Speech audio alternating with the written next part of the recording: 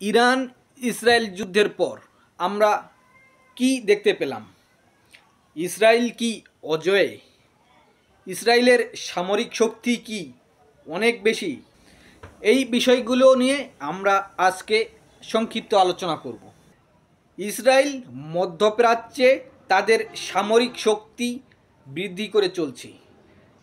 তারা নিজেদেরকে অজেয় বলে, এজন্য তারা মধ্যপ্রাচ্য জুড়ে যেখানে ইচ্ছা সেখানেই হামলা করে। তারা আন্তর্জাতিক কোনো নিয়মনীতি মানে না। তারা তাদের প্রভাব দেখাতে চায়, তাদের শক্তি জানান দিতে চায়। সাম্প্রতিক সময়ে তারা লেবানন, সিরিয়া, ইয়েমেন সহ বিভিন্ন দেশে একই সাথে হামলা করছে, যুদ্ধ চালিয়ে যাচ্ছে। তাদেরকে কেউ প্রতিহত করছে না, কারণ তাদের পেছনে রয়েছে আমেরিকা, ইউরোপের মতো বড় বড় শক্তি। সেজন্য কোনো দেশ সরাসরি ইসরায়েলের সাথে লাগতে চায় না, কারণ শুধু এখানে ইসরায়েলের সাথে যুদ্ধ নয়, ইসরায়েলের পেছনে রয়েছে একটি বৃহৎ শক্তি। শুধু তাই নয়, তাদেরকে তো অস্ত্র শস্ত্র সামরিক সরঞ্জাম দিয়ে সাপোর্ট করবেই। তাছাড়া ইসরায়েলের যত আর্থিক বিষয় আছে, যত অর্থ প্রয়োজন, অর্থ দিয়েও সাপোর্ট করে আমেরিকা, ইউরোপ সহ নানান দেশ। কারণ সারা পৃথিবীব্যাপী ইহুদিদের শক্তিশালী নেটওয়ার্ক আছে, তাদের শক্তিশালী লবি রয়েছে। এজন্য ইহুদিরা সারা বিশ্বব্যাপী তারা সাপোর্ট পায়। শুধু কি তাই, টেকনোলজি পায় তারা। বিভিন্ন বড় বড় কোম্পানি, মাল্টিন্যাশনাল কোম্পানি থেকেও তারা সাপোর্ট পায়। এমনকি মাইক্রোসফট, গুগল সহ বড় বড় যে কোম্পানিগুলো আছে, এগুলো ইসরায়েলকে নানানভাবে শুধু আর্থিকভাবেই সাপোর্ট করে না, তাদেরকে বিভিন্নভাবে সাপোর্ট দেয়, গোপন বিভিন্ন তথ্য দেয়। যেমন ইরানের কোথায় অস্ত্রাগার রয়েছে, যেমন কোনো কোনো কোম্পানি ইসরায়েলকে স্যাটেলাইট সুবিধা দেয়, গুরুত্বপূর্ণ স্থাপনার নকশা তাদেরকে তুলে দেয়। এভাবে ইসরায়েল সব দিক থেকে সুবিধা নিয়ে আগ্রাসন চালিয়ে যাচ্ছে বিভিন্ন দেশে।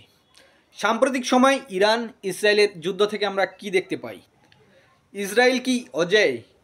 এত বড় সুবিধা পেয়েও সারা বিশ্বের ইউরোপ, আমেরিকার মতো বড় বড় শক্তিগুলোর সাহায্য নিয়েও ইসরায়েল কি টিকতে পারেনি।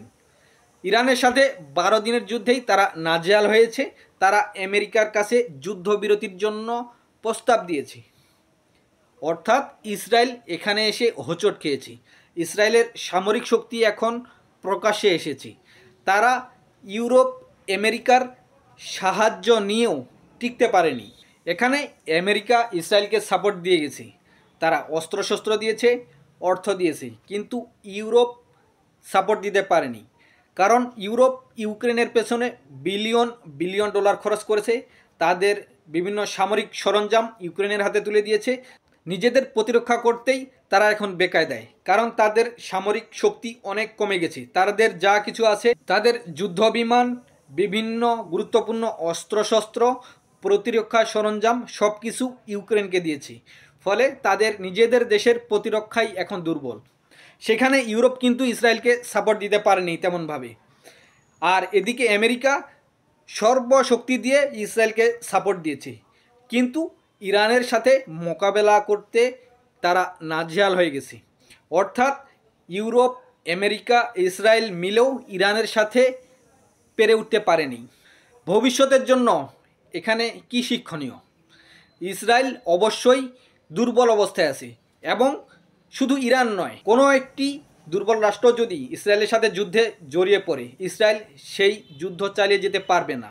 ইসরায়েলের অনেক দুর্বল স্থান চিহ্নিত হয়েছে। ইসরায়েল কোনো যুদ্ধ কন্টিনিউ চালাতে পারবে না। ইউরোপ, আমেরিকার সাহায্য ছাড়া ইসরায়েল একদিনও টিকতে পারবে না।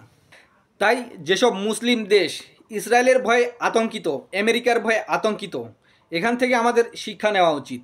ইসরায়েলের ভয়ে কাবু না হয়ে তাদেরকে মাথা উঁচু করে দাঁড়াতে হবে। গাজা সহ যেসব দেশে ইসরায়েল আগ্রাসন চালাচ্ছে, এর বিরুদ্ধে প্রতিবাদ করতে হবে, শক্ত পদক্ষেপ নিতে হবে, আর ভয় করে চুপ থাকা যাবে না।